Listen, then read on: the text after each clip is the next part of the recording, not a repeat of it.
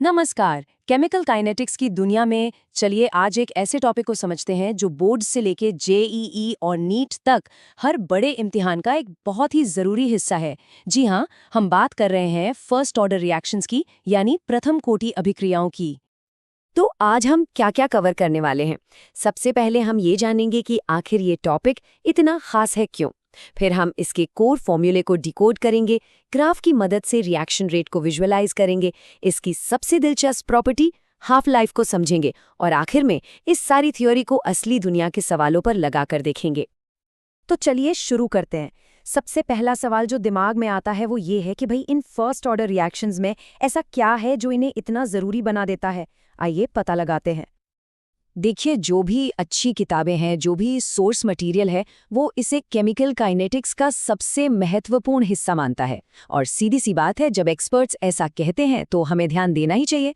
मतलब इस टॉपिक से सवाल आने की गारंटी लगभग पक्की है। तो ये फर्स्ट ऑर्डर रिएक्शन होती क्या है? बहुत ही आसान है। ये एक ऐसी रिएक्शन है जिसकी रफ्तार यानी कि रेट सिर्फ एक रिएक्टेंट के कॉन्सेंट्रेशन पर, और वो भी सीधे सीधे डिपेंड करती है। मतलब अगर कॉन्सेंट्रेशन को डबल कर दिया तो रिएक्शन की रफ्तार भी डबल हो जाएगी। एकदम सीधा हिसाब।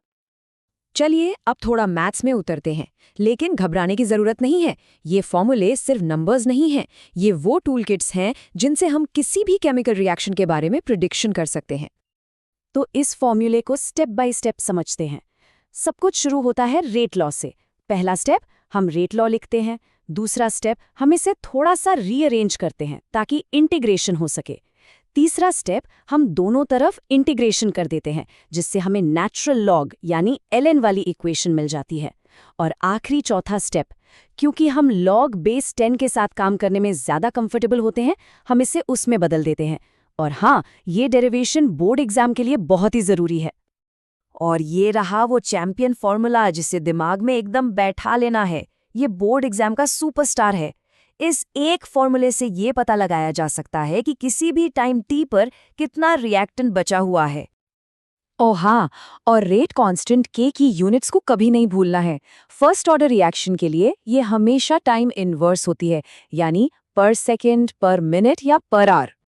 चलिए अब इस पूरी मैथ्स को ग्राफ की मदद से देखते हैं, क्योंकि एक तस्वीर 1000 शब्दों के बराबर होती है और यहाँ तो ये 1000 इक्वेशन के बराबर है।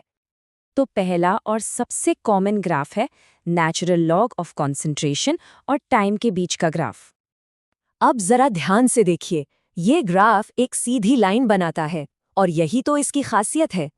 इस लाइन का जो स्लोप है यानी ढलान, वो हमें सीधे सीधे रेट कांस्टेंट के की नेगेटिव वैल्यू देता है, और जहां ये वाई एक्सिस को काटता है वो हमें शुरुआती कॉन्सेंट्रेशन का नेचुरल लॉग बताता है। बिल्कुल इसी तरह हम लोग बेस 10 और टाइम के बीच भी एक ग्राफ बना सकते हैं। ये ग्राफ भी एक सीधी लाइन ही है, लेकिन सावधान, यहाँ एक छोटा सा ट्विस्ट है। इसका जो स्लोप है वो सिर्फ -k नहीं है, बल्कि -k डिवाइडेड बाय 2.303 है। इस छोटे से फर्क को याद रखना बहुत जरूरी है, वरना गलती हो सकती है।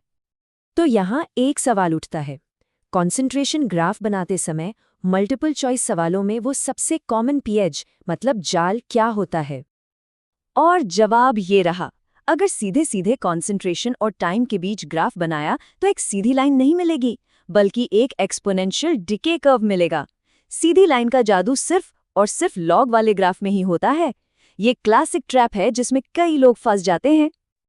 अब हम आते हैं काइनेटिक्स की सबसे मजेदार और पावरफुल कॉन्सेप्ट पर, हाफ लाइफ यानी अर्ध आयु। और ये है वो फॉर्मूला जिसे हमेशा याद रखना है। किसी भी फर्स्ट ऑर्डर रिएक्शन की हाफ लाइफ हमेशा होती है 0.693 डिवाइडेड बाय के। बस इतना ही।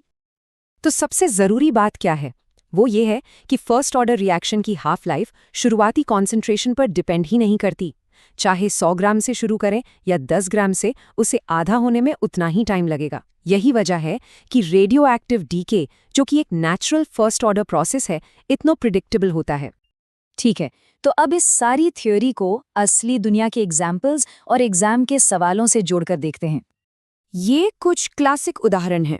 रेडियोधर्मी क्षय, N2O5 और ओजोन का डिकम्पोजिशन, एस्टर का हाइड्रोलिसिस और गन्ने की चीनी का इन्वर्जन।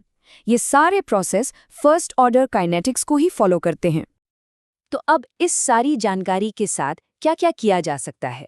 अब एक्सपेरिमेंटल डेटा से के की वैल्यू निकाली जा सकती है, किसी भी टाइम पर कॉन्सेंट्रेशन कैलकुलेट की जा सकती है, हाफ लाइफ निकाली जा सकती है, लॉग फॉर्मूले को अप्लाई किया जा सकता है और ग्राफ वाले सवाल तो चुटकियों में हल हो सकते हैं।